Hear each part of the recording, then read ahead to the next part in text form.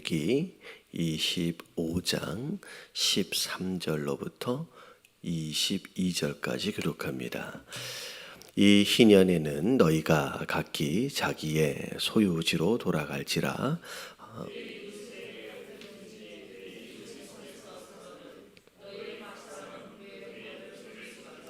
그 희년 후의 연수를 따라서 너는 이웃에게서 살 것이요 그도 소출을 얻을 연수를 따라서 내게 팔 것인즉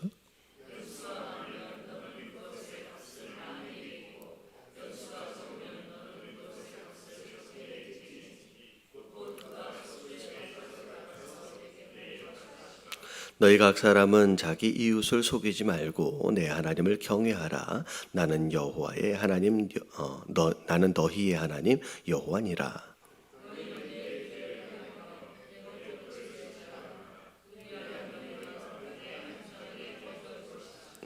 땅은 그것에 열매를 내리니 너희가 배불리 먹고 거기 안전하게 거주하리라.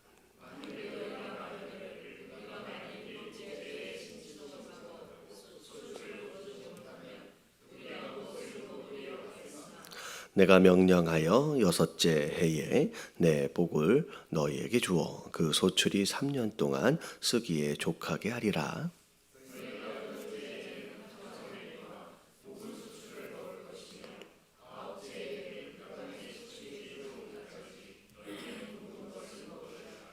아멘.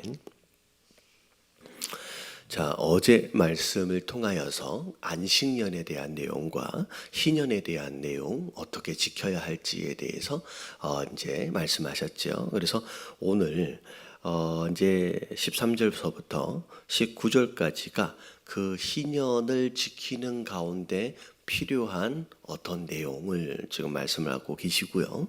그리고 나서 20절서부터 22절까지가 안식년을 지키는 데 있어서 필요한 내용을 또 이렇게 좀 부연 설명을 지금 하나님께서 하시는데, 자, 특별히 13절을 보니까 자, 희년이 되면 너희가 각기 자기의 소유지로 돌아가라 라고 말씀하셨어요. 그래서 어떤 이유로 인하여서 땅이 팔렸든지 어떻게 보면 매매로 인하여서 이제 내가 그 땅을 가지고 있지 않았더라도 희년이 되어지면 원래 주인에게로, 원래 가문과 집안에게로 땅이 다 돌아갈 것을 하나님께서 명령하셨습니다. 그래서 희년이 되면 네가 원래 소유하고 있던 그 땅으로 지금 돌아갈 수 있도록 하나님이 허락하신 거죠. 근데 14절에 보니까 자, 내 이웃에게 팔든지 내 이웃의 손에서 사든지, 자, 땅에 대하여 매매가 이루어지는 거예요. 매매. 자, 어제 말씀을 드렸듯이 이제 살다 보니까 이런저런 어려움으로 인하여 또 땅을 팔게 되는 상황, 그것으로 매매가 이루어지는 거죠. 근데 너희 각 사람은 그 형제를 속이지 말래요. 그러니까 정직하게 매매를 이루어야 한다. 그래서 매매를 이루는 데 있어서의 기준이 뭐냐? 15절에 보니까 그 희년 후의 연수를 따라서 너는 이웃에게서 살 것이요 그도 소출을 얻을 연수를 따라서 내게 팔 것인즉, 이렇게 나와 있어요.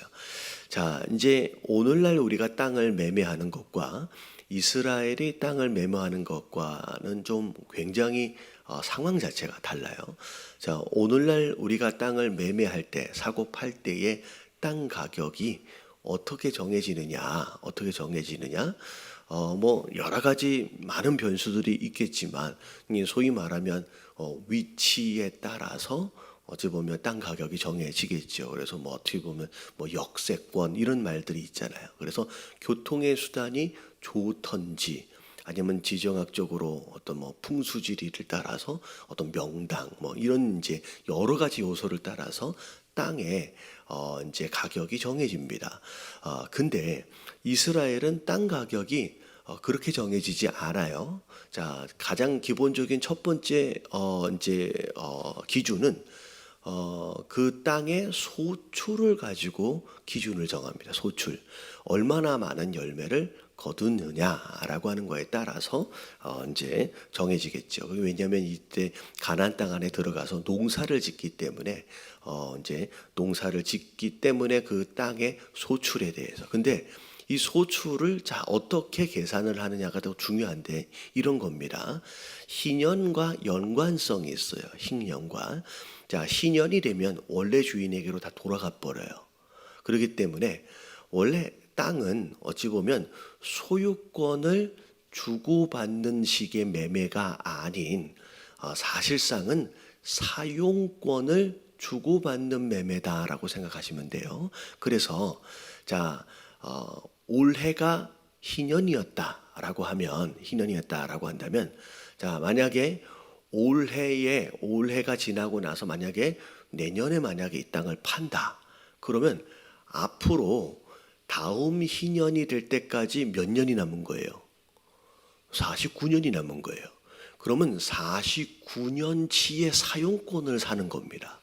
그러니까 굉장히 많은 날 동안 경작할 수 있겠죠. 그러니까 굉장히 비싼 돈을 주고 살 수밖에 없어요. 그리고 비싼 돈을 주고 팔 수 있게 되는 거죠. 49년 동안의 사용 이제 권입니다. 근데 자 오늘이 만약에 49년째예요.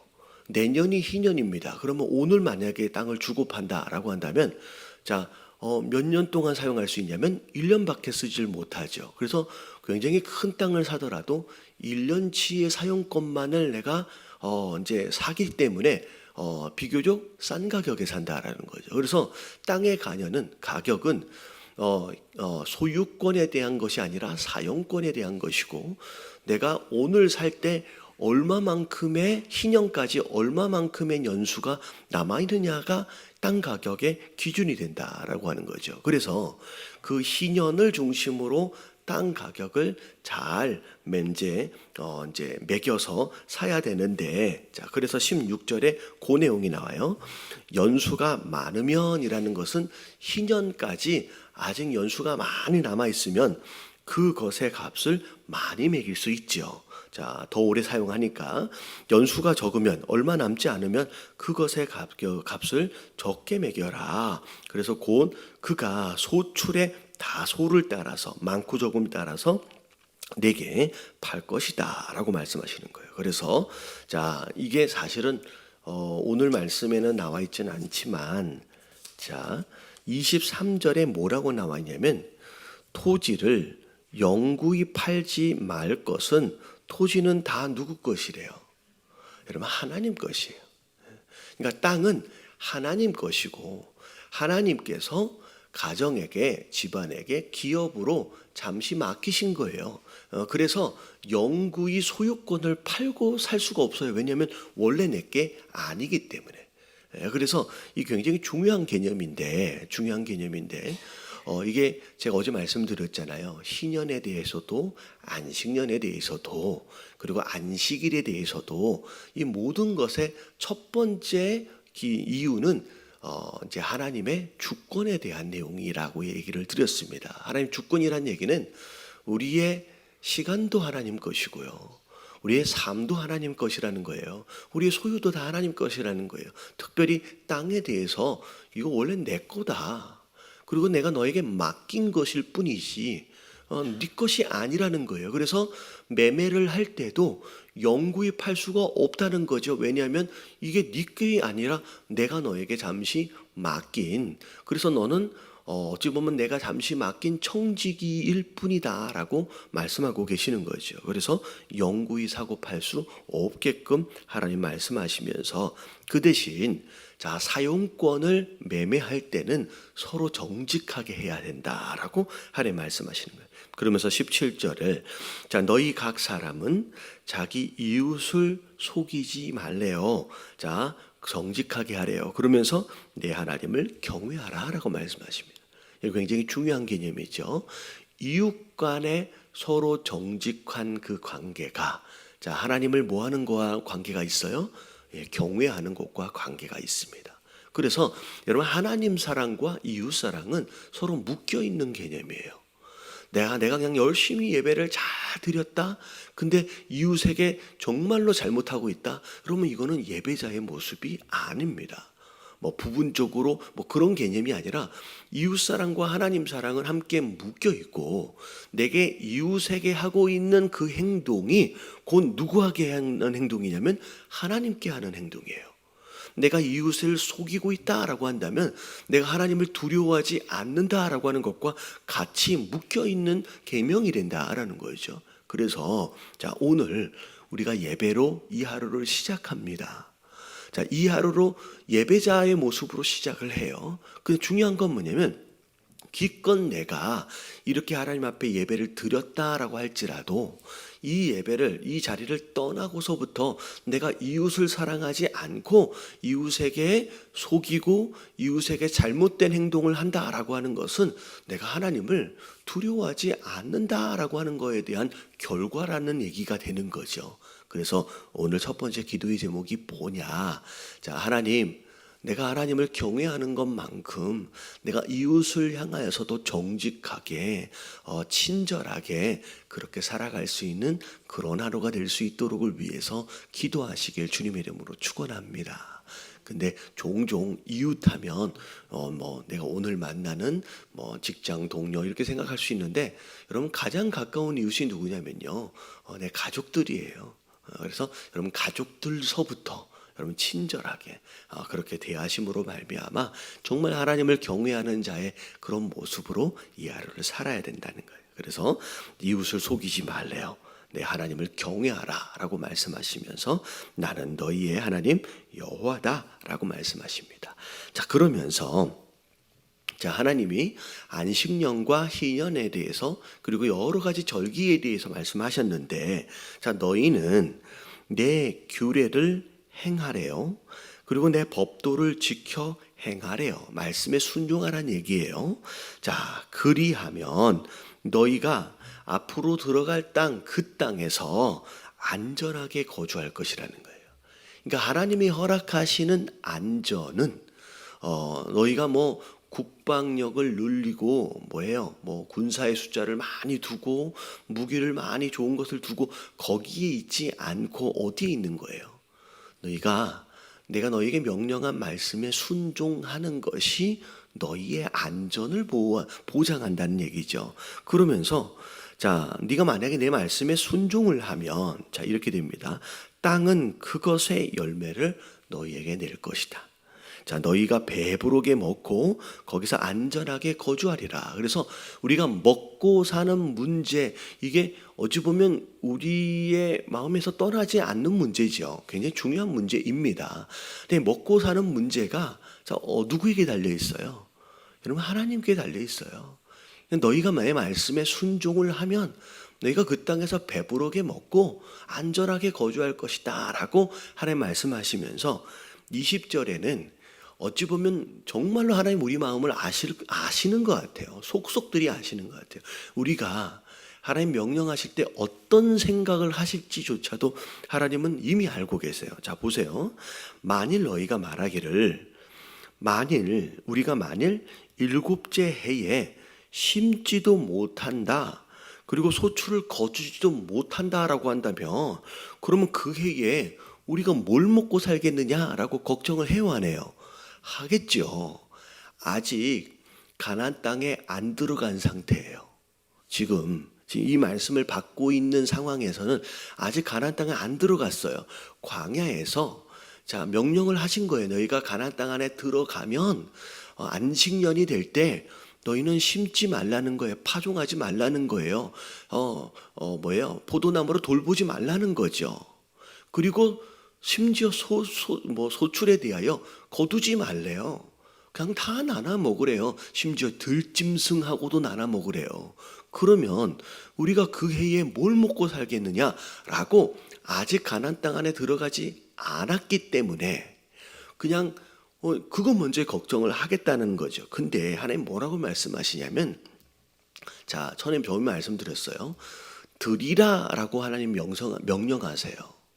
그러면 드릴 수 있는 것을 주겠다라고 그 명령하심 안에 약속이 들어있는 겁니다. 무슨 얘기인지 아시죠? 내가 절기 때마다 어마어마한 짐승들을 바치래요. 그럼 바치라라고 명령하셨다라고 한다면 바칠 만한 짐승에 대하여 내가 주겠다라고 약속하시는 거랑 똑같은 거예요. 아니 주시지도 않고 바치라라고 얘기하면 안 되겠죠. 여러분 이 명령도 마찬가지예요. 일곱째 해가 될 때 파종하지 말라, 거두지 말라. 그럼 우리 뭐 먹고 삽니까? 그것에 대하여 걱정하지 말라는 거예요. 너희는 내게 속한 백성으로서 내가 네 삶을 책임지겠다라고 그 약속, 그 명령 안에 약속이 숨어 있어요. 그러면서 혹시나 해서 21절에 더 자세하게 설명을 합니다. 자, 내가 명령하여 일곱째 해에 내 복을 너희에게 주겠다는 거예요. 자, 굉장히 특이한 표현입니다. 자, 여섯째 해에 너에게 복을 주겠다는 거예요. 자, 그래서 그 소출이 몇 년 동안? 여러분 3년 동안 쓰기에 조카리만큼의 소득을 얻을 수 있도록 복을 주겠다는 거예요. 근데 21절에 보니까 자, 앞에 뭐라고 나오면 내가 명령하여라는 표현이 있어요. 누구에게 명령해요? 여러분 하나님이 모든 환경 가운데 그 땅에게 명령하시는 거예요. 그래서 여섯째 해에 다음 해에는 파종 못하잖아요. 여섯째 해에 소출을 몇 배가 되도록 하겠다? 여러분 3배가 되도록 하겠다라고 하나님이 복을 주시겠다고 명령하시는 거예요.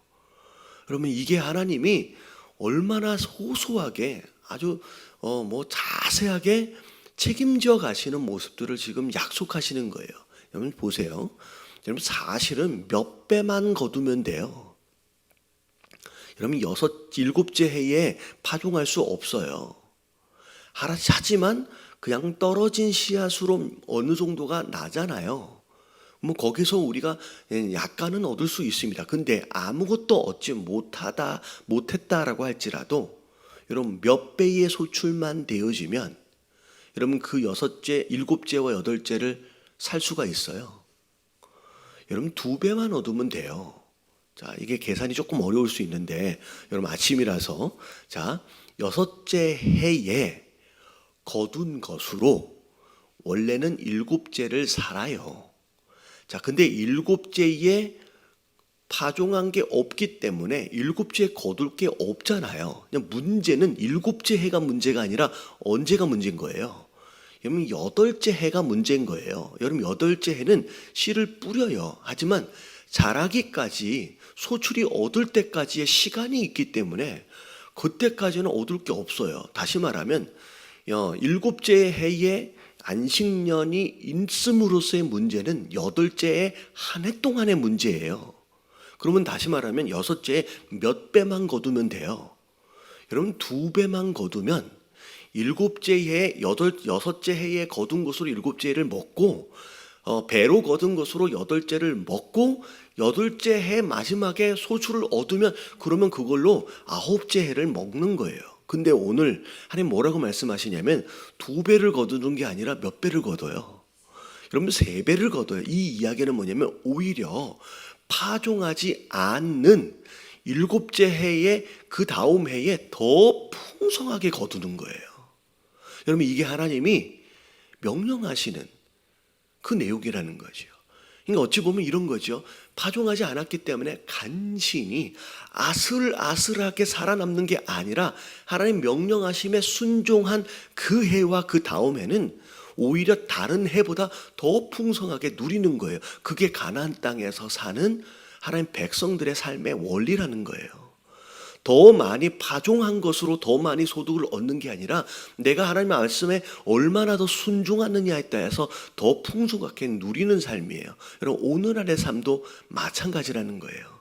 우리가 더 많은 것을 뿌리고 더 많은 것을 거두는 여러분 일반적인 그런 그냥 이제 삶의 원리가 아닌 오늘 말씀하신 것처럼 말씀에 순종한 것만큼 더 풍성하게 누리는 여러분 이런 삶을 사시게 되길 주님의 이름으로 축원합니다.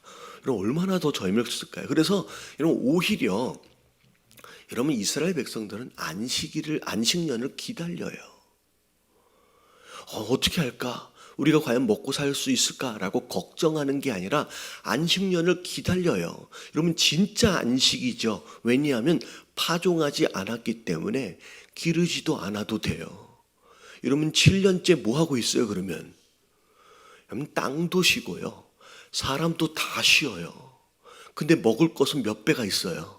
3배가 주어져요. 여러분 이스라엘 백성들은 6년 동안 수고한 다음에 7년 동안 안식년을 기다리는 민족이에요. 여러분 안식년이 근심하고 걱정하는 날이 아니라 안식년을 기다리면서 쉴 날로와 풍성하게 누릴 날을 기다리는 거예요. 여러분 이게 하나님 백성 되어진 자들이 살아가는 삶의 방식인 줄로 믿습니다.